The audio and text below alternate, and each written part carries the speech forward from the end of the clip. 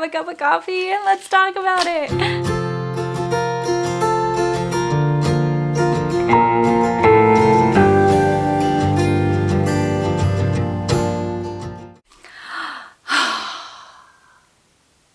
We're done.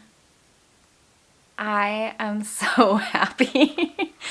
Oh my gosh. If you guys saw my last update for the month, you know that we've been kind of fighting homeschool burnout, and I don't know what it is, but man, was this month hard. It was so hard. Addie was coming to homeschool totally fine. She was good. She was totally cool. But Noah, it was just like pulling teeth, and it was frustrating for him. It was frustrating for me. It started causing, I already have anxiety about things, and the constant like fighting between siblings and just pulling teeth to get him to come to the table. It was just so like anxiety provoking for me. It was very difficult. And if you saw our day in the life video, you know that, you know, some days have just been a wash, and other days it's been really good, and some days are just a mix of the two. But we are done. The kids kicked butt, and I'm so proud of them. So some of the things that have been working for us this month, I did not let our curriculum rule us. Last year I was very like, we've got to finish the curriculum. Like, the curriculum is 36 weeks. We've only done, you know, like 33. Like, come on, we got to finish. And it was so hard on us. And then, you know, as I started reflecting over the summer, I'm like, why did I do that? It's not like, you know, those last couple of weeks they learned anything new or anything more in depth.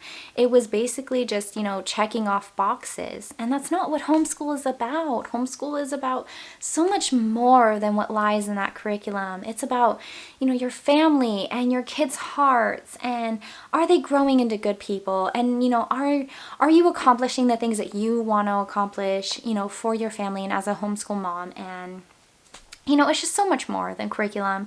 And so I'm really proud of myself for not just reverting back to, you know, what we did last year, but learning from it and recognizing where I went wrong, you know, as a mom and an educator. And, you know, I used that to turn it into something so much better this year. And yes, there was pulling teeth, and we do have to finish to some degree, but it wasn't anything like it was last year. And that's progress. It's not perfect, but it's progress. And you know, that's really nice. So if you're sitting there and you're like, oh, I've got to finish the curriculum book, or it just doesn't count. No, you don't. No, you don't. Just, you know, take a look at your curriculum and ask yourself, you know, is what we're going to cover for the remaining weeks, you know, going to enhance my child's education, or is it gonna just kind of burn them out even more? And is it gonna burn you out? Because you matter too. It's not just, you know, it's not just the kids, it's you too. So what I did was, when we just started hitting that burnout, I went through my kids' curriculum books and I took out everything that they had already mastered, and we only focused on the things that they still need a little bit of work on, or things that were new concepts. And you know, I don't like when you get to like week 30 to 32 in a curriculum, and then they're all of a sudden like, here's this brand new curriculum or this brand new concept, memorize it in the next 6 weeks. And you're like, what? Like, no. I did not like that. Masterbooks, I love you, but I did not like that, okay? Why are Roman numerals coming up in like the last couple of weeks? It's ridiculous. Some of the other things that worked. Addie is doing so amazing at reading. It seems like she's really starting to pick up words a lot faster as she's reading. So it's beautiful to watch her grow and flourish in that area. I'm really, really proud of her. And I'm really proud of both of the kids. I have pushed them really hard this year, like not harder than they needed to be. I really just have challenged them, but in like a good way. And they've really both stepped up to the challenge, and they they have really just impressed me with how they took on their schoolwork this year and all that they learned. And, you know, overall, they came to the table every single day, for the most part, you know, with good attitudes. We did have some shaky grounds, you know, in the beginning and in the end, but as a, you know, speaking about the entire year as a collective, they both did really well, and so I'm really proud of them, and I'm really glad that this year has come to an end because, you guys, I am so tired. Our classical conversations just ended last week. Soccer is ending next week, and this mama is gonna have nowhere to go except swim class, and you guys, I need a break. I'm tired. So I'm really looking forward to the summer break. We are taking the whole summer off.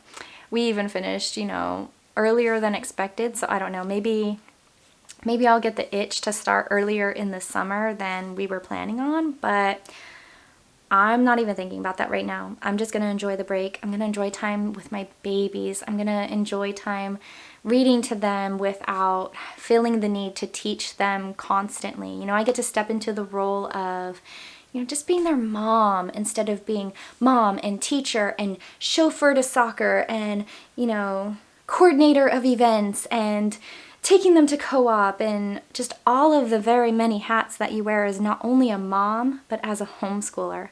Now, as far as things that did not work, the pulling teeth. It really did cause a lot of anxiety within me, and it's really hard. It's really hard when you have anxiety and, you know, for the most part you do fine every day, but then, you know, when your kids just start fighting a lot or they're fighting you a lot, it just kind of adds to that weight on your chest. It makes it very difficult. So I'm really happy for the break. One of the other things that did not work was, you know, just kind of what we did last year and then seeing where the kids were at this year. I really feel like, you know, 36-week homeschool week or year is not good for us, at least not in this season. So I think next year I'm actually going to change it from a 36-week school year to a 28-week school year. And obviously, like, we're still gonna learn things during the summertime. Like, we're gonna do lots of reading, lots of educational things. I'm just not going to be following a curriculum to do these things. So my plan is, I don't know, I need to think about this over the summertime because I'm going to change it to a shorter school year, which I think will actually line up perfectly with us doing classical conversations because it's a 24-week program anyway, so we'll just do 4 weeks longer than, you know, what that entails. But, you know, maybe the remaining 8 weeks will be filled with doing fun projects or experiments or watching documentaries. So I need to play around with some different ideas and see how I want to approach next year, but we're definitely going to be not doing curriculum for 36 weeks. It's too much. Maybe as the kids get older, but right now, like, they're so young still, and I just don't feel like it's benefiting us. If anything, it's like wearing them out, it's wearing me out, and I don't want to keep doing that. So next year we are changing to a shorter school year. If any of you do that and you have like a plan, can you let me know down below? Like, do you follow a shorter school year and then, you know, pack it like I said, where you do experiments and projects and things like that? I would love to get some different ideas and just different ways to approach it. So if you do anything like that, let me know. And as our skill this month was supposed to be gardening. I did not get a chance to get any outdoor gardening started at all. And on top of it, our pump for the tower garden up and died. And if you saw my day in the life video, like, oh my gosh, it was flourishing, you guys. Like, tomatoes were finally starting to produce, even our tomatillos, and I think that's what I'm saddest about, is because I was really, really looking forward to making some homemade salsas with those. But yeah, it up and died. So now we get the pleasure of starting seeds all over, which, do you know what, like, it really broke my heart because we put so much time into it. But I mean, I guess that this is also just, you know, one of the many, you know, kind of pros and cons to gardening is sometimes it works out and sometimes it doesn't, and you learn from the mistakes and you grow in them and you use it to do better. And then this month I figured this upcoming month, what better way to kick off our summer break than learning how to make ice cream? You know, just because it's summer break does not mean that we're not going to be learning. I have so many book hauls coming your guys' way. We are going to be reading and watching fun educational things and playing educational games and, you know, basically just like learning that doesn't feel like learning.